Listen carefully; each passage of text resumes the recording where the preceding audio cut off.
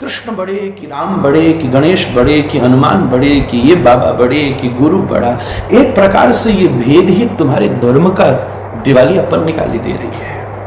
Teaching का विषय नहीं है कि राम बड़े हैं कि कृष्ण बड़े हैं कि गणेश बड़े हैं, ये बुद्धि का दिवालियापन है बंधु। ऐसी परिस्थिति में भी जहां विश्व एकता के साथ जुड़ा हुआ है, अगर संप्रदाय और धर्म इस समय भी अगर भेद के विषय को प्रस्तावित करेंगे तो पूरे विश्व का इस सनातन धर्म की प्रणाली से विश्वास उड़ जाएगा बंधु।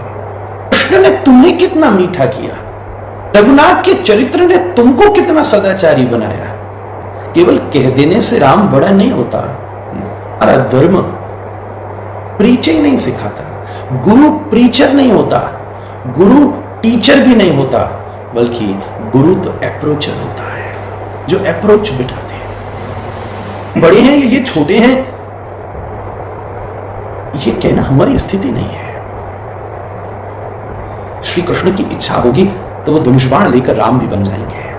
कौन कितना बड़ा है इसे पाकर के भी तुम्हें अभिमान के अलावा कुछ नहीं मिलेगा, बल्कि महत्वपूर्ण बात यह है कि तुम्हारे जीवन में कौन बड़ा है। तुम्हारे जीवन में जो बड़ा होगा वो तुम्हारे लिए बड़ा है, तुम्हारे लिए निश्चित बड़ा है।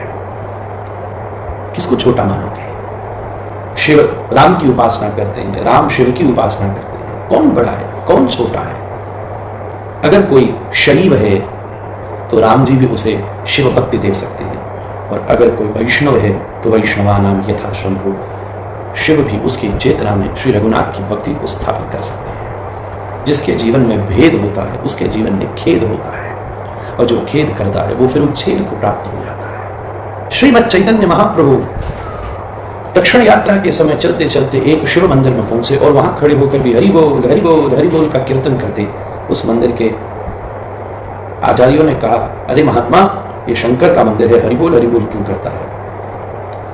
तो महाप्रभु कहते हैं, ए गौरीनाथ और मधुसूदन, ये गौरीनाथ ही तो मेरे मधुसूदन है, तुम क्या जानो। राधा रमण पर पॉइंट टिकने के बाद भी अगर शिव पुराण का तुम दर्शन करोगे तो कहीं ना कहीं वो श्री राधा रमण के ही तांडव गति मुंडन पर नरगत बनवारी की छवि प्रकट होगी। अगर तुम उस पॉइंट के बाद देवी भागवत का दर्शन करोगे तो तुम्हें श्री राधा रमण की ही माया शक्ति का प्रकाश अनुभव होने लग जाएगा। तुम्हारे चरणों में अगर हनुमान जी की निष्ठा होगी तो पूरी रामचरितमानस हनुमद निष्ठा को प्रकाशित करेगी। तुम्हारे हृदय में अगर रघुनाथ की भक्ति होगी तो पूरी रामचरितमानस तुम्हारी राम निष्ठा को प्रकट करेगी। तुम्हारे हृदय में अगर शंकर की निष्ठा होगी तो उनके मुख से निर्गलित हुई ये मानस की कथा शंकर भक्ति को प्रकाशित करेगी। इसलिए तुम ये ख्याल करो कि तुम्हारा पॉइंट कहाँ टिका है। जहाँ अभी सभी बात कर रहे हैं कि हमें एक होना है, सनातन धर्म को एक करना है, वहीं कुछ लोगों का मानना है कि नहीं, हमें तो सिर्फ भगवान श्री कृष्ण का सुप्रीमेसी को प्रूव करना है। देखिए, भगवान श्री कृष्ण सुप्रीम है, इससे किसी को दिक्कत नहीं है। भगवान श्री कृष्ण सुप्रीम है, अभी भी है और रहेंगे भी। श्री कृष्ण भगवान है, इस वजह से शिव जी भगवान नहीं है या फिर श्री राम जी भगवान नहीं है। ये एक मिसकॉन्सेप्शन है जो एक पर्टिकुलर ऑर्गेनाइजेशन ने क्रिएट किया है और जिससे आप लोग भ्रमित हो चुके हो। और इस पर्टिकुलर ऑर्गेनाइजेशन का एक पर्टिकुलर शास्त्र है जिसका नाम ब्रह्म संहिता है। ब्रह्म संहिता एक ऐसा शास्त्र है जो ये लोग मानते हैं कि वो सबसे ऊपर है, मतलब वेद से, उपनिषद से, महाभारत से, पुराण से ऊपर है। इनफैक्ट ब्रह्म संहिता तो इतना ऑथेंटिक स्क्रिप्चर है जिसको मानना चाहिए, एकदम सबके ऊपर मानना चाहिए। ठीक है, एक बात के लिए मान लेते हैं कि ब्रह्म संहिता एक ऑथेंटिक स्क्रिप्चर है। फर्स्ट ऑफ ऑल, ब्रह्म संहिता का कोई भी चैप्टर अवेलेबल नहीं है, सिर्फ एक ही चैप्टर बचा हुआ है, 5 नंबर चैप्टर। वहाँ पर एक वर्ष में, एक आधे से वर्ष में, वहाँ पर शिव जी और श्री कृष्ण में भेद दिखाया गया है कि श्री कृष्ण शिव जी हो सकते हैं, शिव जी श्री कृष्ण नहीं हो सकते, जो एकदम बकवास है।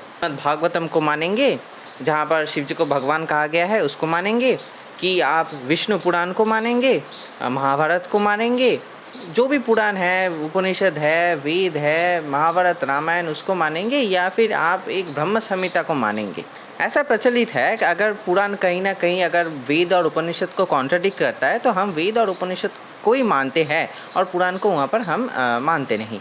तो ऐसे बात में, और इस यहाँ पर ये भी वैलिड होता है, अगर ये जो ब्रह्म संहिता है और ये भेद दिखा रहा है शिव जी और कृष्ण में, तो हम इस ब्रह्म संहिता को नहीं मानेंगे, क्योंकि जो भी शास्त्र है वो हमें शिव जी और कृष्ण को भिन्न दर्शन करने के लिए हमको मूर्ख बता रहा है, और अगर हम ऐसा करेंगे तो हम मूर्ख ही है।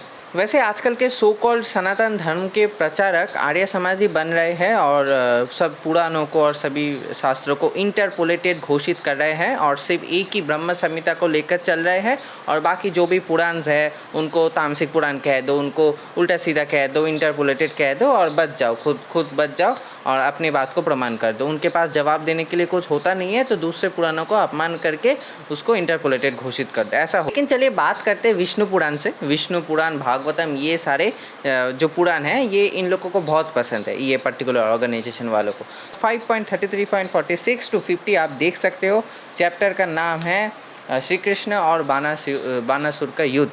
भगवान श्री कृष्ण यहाँ क्या कह रहे हैं देखिए कि हे शंकर, आप हमेशा मुझे अपने आप से अभिन्न देखेंगे।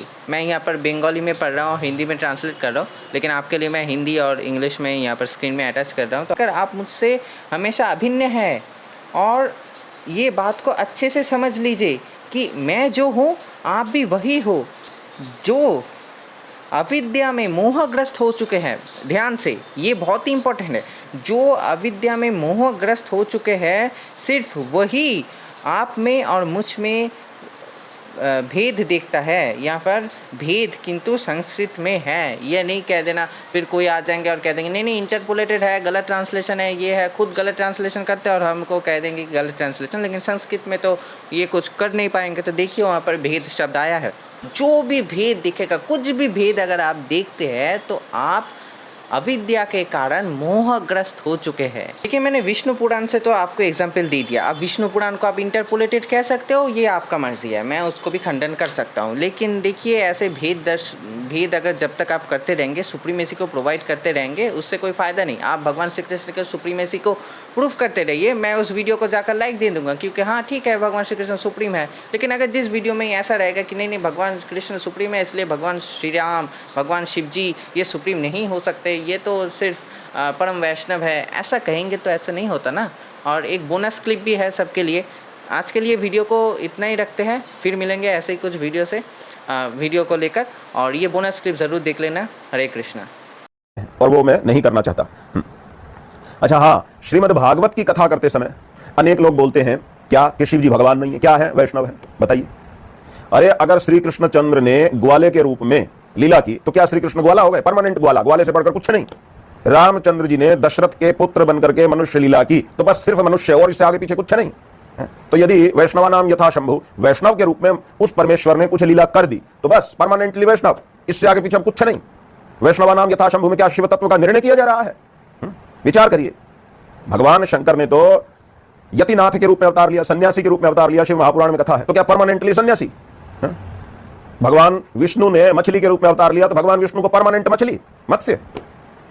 कच्छप अवतार लिया नारायण ने, हमेशा के लिए कछुआ मान ले क्या? तो भगवान शिव ने यदि वैष्णव के रूप में लीला कर दी, विष्णु भगवान के भक्त के रूप में स्वयं को रख के और विष्णु भगवान की भक्ति का गुणगान कर दिया तो बस परमानेंटली वैष्णव। इस तरह से किसी चीज का निर्णय किया जाता है क्या? ये पद्धति अब चलेगी? अरे धर्म क्षेत्र में गंदी राजनीति इसको कहना चाहिए। इससे एक व्यक्ति के आध्यात्मिक जीवन का सत्यानाश हो जाता है और ये लोग इसमें अपनी बड़ाई समझते हैं। इस्कॉन संस्था के लोगों को हमने देखा है सुबह अपने मंदिरों के अंदर खड़े करके सारे लोगों से एक साथ बुलवाते हैं कि विष्णु के नाम को जो ब्रह्मा विष्णु के नाम के बराबर, ब्रह्मा शिव के नाम के बराबर समझता है या फिर इनसे छोटा समझता है वो अपराधी है। इस प्रकार से भगवान नाम, शिव नाम, भगवान नाम, नारायण नाम में भी भेद करते हैं और फिर स्वयं को भगवान का महान प्रेमी बतलाते हैं।